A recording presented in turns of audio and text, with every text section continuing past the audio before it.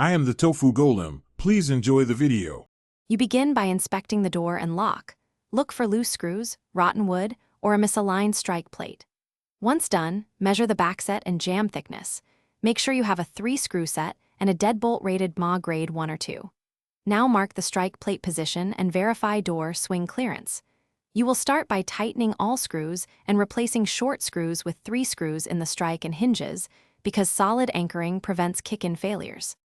Next, install the reinforced strike plate and fit the deadbolt. First, chisel a shallow mortise so the strike plate sits flush, then drive 3 screws through the plate into the framing studs. When installing the deadbolt, align the bolt so it closes smoothly into the reinforced strike. Drill pilot holes to avoid splitting. Replace hinge screws with 3 screws to anchor into the stud, and add a latch guard or security studs where possible, because distributed strength reduces levering attacks. Finish by testing the lock through full cycles.